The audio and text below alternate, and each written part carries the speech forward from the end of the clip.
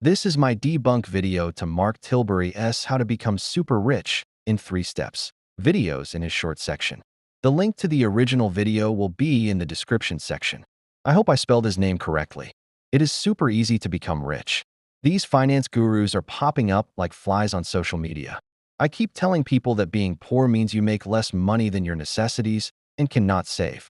I keep telling people rich people do not live life like a homeless man. The rich do go out and have a good time. Rich people do splurge from time to time. There is no difference between you, the poor, and the rich. Look in the mirror. The only difference between you and the rich man is the rich man has good math skills and good listening skills. For example, if your necessities are $1,000 a month and you only make $600 a month, you will never survive. Rich people have a stereotype that a poor person makes $1,500 a month, spends that same amount on non-necessities. In his YouTube Shorts video, for example, he states that the poor spends their paycheck on non-necessities and go into debt. I am here to fix that. Like and subscribe to me channel for more finance advice and mentorship. What if I told you that the biggest financial mistakes aren't the ones you read about in the headlines? They're not the stock market crashes or the big corporate scandals. The most damaging mistakes are the quiet ones, the habits we fall into every single day without even realizing it. And they're costing you a fortune. Stick around, because in the next 10 minutes, I'm going to reveal the 7 silent money mistakes you might be making right now and how to fix them, starting today. This isn't just about saving a few bucks. This is about fundamentally changing your financial future. Let's dive right into the first one, and it's a biggie: living on financial autopilot. You know what I mean.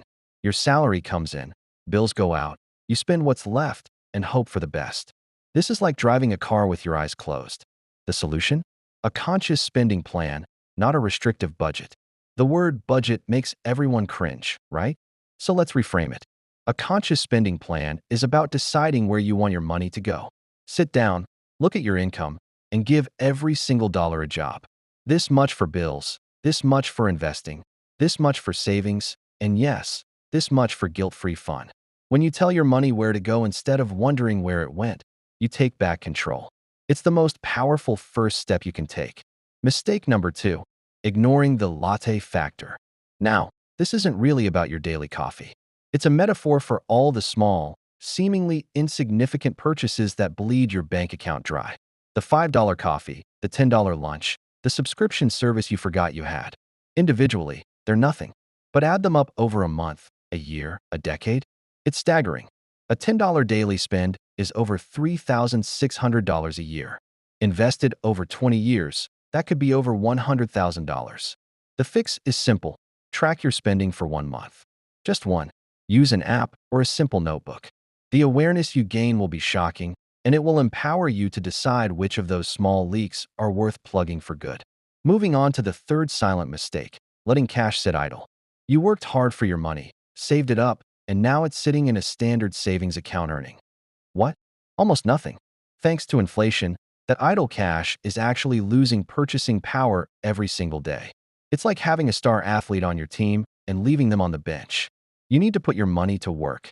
The solution is to learn the basics of investing. You don't need to be a Wall Street genius. Start with low-cost index funds or ETFs. These are like baskets of stocks that let you own a small piece of the entire market, diversifying your risk.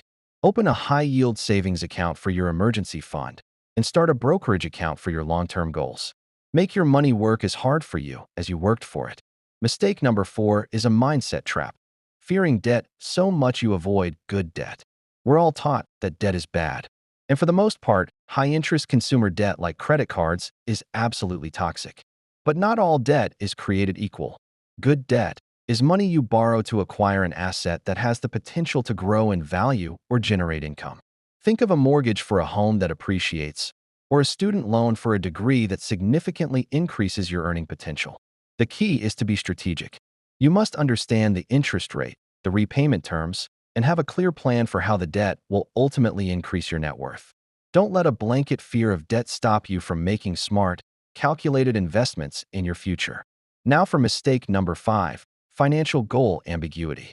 If I asked you, what are your financial goals? And you said, to be rich or to retire comfortably. That's not a goal. It's a dream. A dream is a wish your heart makes. A goal is a dream with a deadline and a plan. You need to get specific. How much do you need for retirement? What does comfortable actually mean in dollars and cents?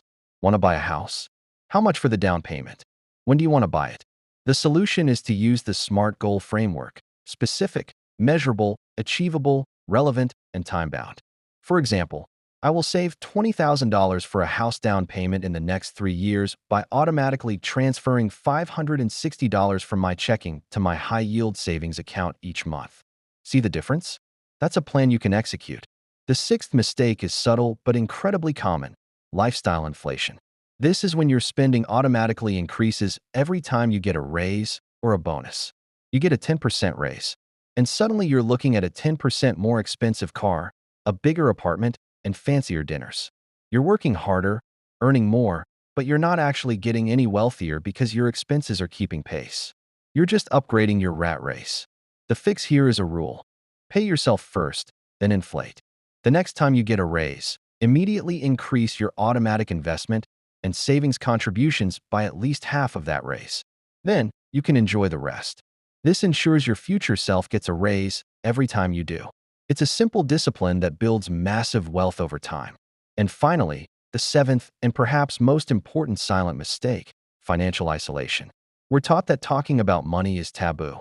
We don't discuss our salaries, our debts, or our financial fears with anyone. This isolation is incredibly damaging. It prevents us from learning from others' successes and failures, and it makes us feel alone in our struggles. The solution is to find your money tribe. This could be a trusted friend, a family member, a mentor, or even a professional financial planner. Have open, honest conversations. Share your goals and your challenges. You'll be amazed at how much you can learn and how much less stressful your financial journey becomes when you have support. It normalizes the conversation and accelerates your learning curve exponentially. So there you have it: the 7 silent money mistakes. Living on autopilot, ignoring the small leaks, letting cash sit idle, fearing good debt, having vague goals, lifestyle inflation, and financial isolation. The good news is that each of these mistakes has a clear, actionable solution. You don't have to fix them all overnight. Pick one, just one. Master it this month.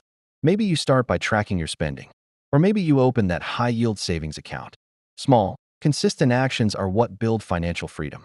This isn't about restriction, it's about intention. It's about designing a life where your money serves you, your goals, and your dreams, not the other way around. You have the power to change your financial story, starting right now. Thank you so much for investing your time with me today. If this video sparked even one idea or motivated you to take one small step, then it was worth it. If you found this helpful, please give it a thumbs up. It really helps the channel reach more people. And for more practical advice on how to master your money and build the life you deserve, make sure you hit that subscribe button and ring the bell so you don't miss a thing. I'd love to hear from you in the comments. Which of these mistakes resonated with you the most? And what's the first step you're going to take? Let's continue the conversation down below. Until next time, take control and stay intentional.